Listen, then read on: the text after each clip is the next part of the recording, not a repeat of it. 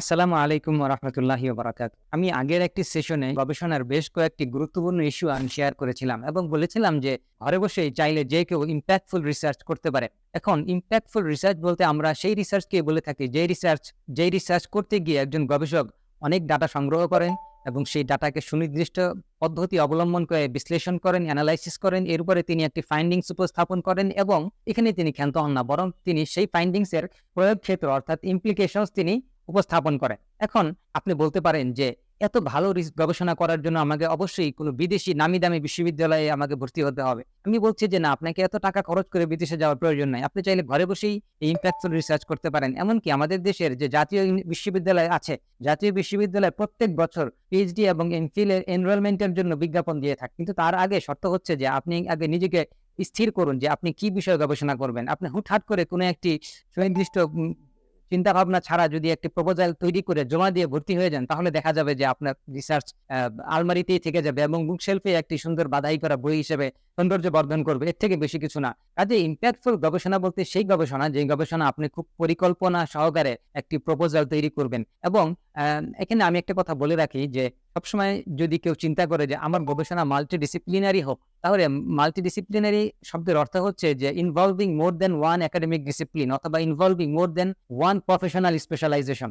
এখন কেউ যদি তিনি যে একজন শিক্ষার্থী বা একজন গবেষক, তিনি যে বিষয়ে পড়াশোনা করেছেন, যে বিষয় থেকে গ্র্যাজুয়েশন সম্পন্ন করেছেন, তিনি যদি তার ডিসিপ্লিনের বাউন্ডারি অতিক্রম করে অন্য আরেকটি ডিসিপ্লিনকে স্পর্শ করেন, অন্য আরেকটি ডিসিপ্লিনের ইস্যুগুলো নিয়ে তিনি গবেষণা করেন, অথবা এই নিজের ডিসিপ্লিন এবং অন্য আরেকটি ডিসিপ্লিনের ইস্যুগুলোকে একত্রিত করে তিনি যদি আরেকটি নতুন একটি ইস্যু হাজির করতে পারেন, তাহলে সেটি পৃথিবীর সর্বত্র সমাদৃত হচ্ছে। এবং এরকম ইস্যুতে গবেষণা করে অনেকেই প্রসিদ্ধ হচ্ছে বা খ্যাতি অর্জন করছে। এবং আমি বলবো যে আপনি যদি বিদেশি কোনো বিশ্ববিদ্যালয়ে গবেষণা করতে চান, তাহলে ইসলামিক স্টাডিজ অনেক সময় এই ডিপার্টমেন্ট হিসেবে অনেক জায়গায় অনেক দেশে নাই। তাহলে অনেক সময় দেখা যাচ্ছে যে ইসলামিক স্টাডিজে পড়াশোনা করে অন্য আরেকটি ডিপার্টমেন্টে ভর্তি হতে হচ্ছে।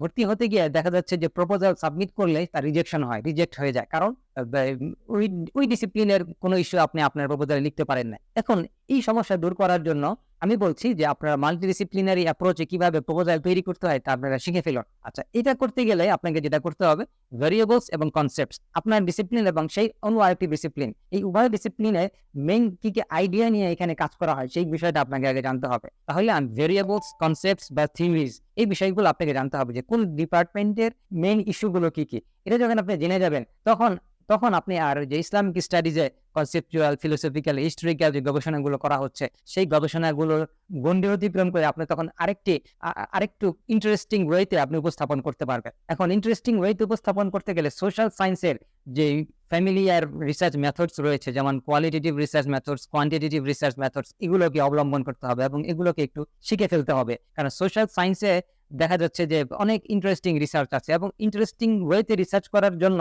আমি আগে যেটি বলেছি যে ডাটা কালেকশন করতে হয়, ডাটা অ্যানালাইসিস করতে হয়, ফাইন্ডিংস বের করতে হয় এবং সেটির প্রয়োগ ক্ষেত্রে উপস্থাপন করতে হয়। তো এই প্রাইমারি ডাটা কালেকশন করা ছাড়া শুধুমাত্র ফিলোসফিক্যাল, হিস্টোরিক্যাল এবং এই লাইব্রেরি রিসার্চ করে এরকম ইন্টারেস্টিং ওয়েতে প্রেজেন্ট করা সম্ভব হয় না। তো এই জন্য সাইকোমেট্রিক অ্যানালিসিস আমাদেরকে শিখতে হবে। প্রাইমারি ডাটা আমরা যখন সরাসরি রেসপন্ডেন্টের কাছ থেকে সংগ্রহ করব কোন একটি সার্ভে কোয়েশ্চেনিয়ার দিয়ে, তখন আমরা সাইকোমেট্রিক অ্যানালিসিস করতে পারবো। এবং আপনারা জানেন সাইকোমেট্রিক অ্যানালিসিস হচ্ছে মানুষের behaviour, perception, belief, attitude, practice ইত্যাদি আমরা যখন কালেকশন করি, ইত্যাদি তথ্যগুলো যখন আমরা সংগ্রহ করে যখন আমরা সেটাকে অ্যানালাইসিস করি, তখন আমরা সেটাকে বলি প্রাইমারি ডাটা কালেকশন। এবং এই কোয়েশ্চেনিয়ার তৈরি করার ক্ষেত্রেও আবার একটা বিষয় জড়িত আছে, সেটি হচ্ছে যে আমরা জানবো যে এই ভেরিয়েবলস গুলোকে কিভাবে সুস্পষ্টভাবে, কিভাবে সুন্দরভাবে আমরা মেজারেবল করব। যখন ভেরিয়েবলস গুলোকে আমরা মেজারেবল করব, তখন আমরা কোয়েশ্চেনিয়ার তৈরি করতে পারবো। যখন কোয়েশ্চেনিয়ার তৈরি করব, তখন আমরা কোয়েশ্চেনিয়ার মাধ্যমে মানুষের পারসেপশন, তারপরে হচ্ছে বিলিফ, অ্যাটিটিউড, প্র্যাকটিস ইত্যাদি সংগ্রহ করার জন্য আমরা তাদের কাছে যাব, রেসপন্ডেন্টের কাছে যাব এবং সেই ডাটাটা সংগ্রহ করব। ডাটা সংগ্রহ করার পরে হচ্ছে আমরা এই ডাটাগুলো বিশ্লেষণ করব। এই যে আপনি যে ডাটা সংগ্রহ করবেন, ডাটা অ্যানালাইসিস করবেন, এই কথাগুলো প্রপোজালের মধ্যে যখন আপনি সুন্দর করে লিখবেন, যখন আপনি হাইপোথিসিস গুলো সুন্দরভাবে লিখতে পারবেন, তখন খুবই প্রশংসনীয় একটি প্রপোজাল আপনি লিখে ফেলতে পারবেন। এবং এখানে একটি কথা বলে রাখি, সেটা হচ্ছে অ্যানালাইসিস করার ক্ষেত্রে বা ইন্টারেস্টিং ওয়েতে যখন আমরা রিসার্চ করব, তখন মাল্টিপল রিলেশনশিপ আমরা সেখানে ইনভেস্টিগেট করার চেষ্টা করব। এই জাতীয় অ্যানালাইসিসকে বলা হয় ইনফারেনশিয়াল অ্যানালাইসিস। তো ইনফারেনশিয়াল অ্যানালাইসিসের মধ্যে দেখা যায় কোরিলেশনশিপ বিটুইন টু ভেরিয়েবলস, অথবা ডিফারেন্স বিটুইন টু অথবা থ্রি ভেরিয়েবলস, অথবা আমরা প্রেডিকশন করতে পারি, প্রেডিকশন নির্ণয় করতে পারি, অথবা ডিটারমিনেন্টস বের করতে পারি। এবং এক্ষেত্রে কোশ্চেনিয়ার তৈরি করার সময় বা প্রপোজালের মধ্যে স্পষ্টভাবে আমরা একটি ডায়াগ্রাম ড্র করব, অঙ্কন করব। সেই ডায়াগ্রামের মধ্যে আমরা দেখিয়ে দেবো যে আমাদের এই ভেরিয়েবলস গুলোর মধ্যে কোনটি ইন্ডিপেন্ডেন্ট ভেরিয়েবল এবং কোনটি ডিপেন্ডেন্ট ভেরিয়েবল।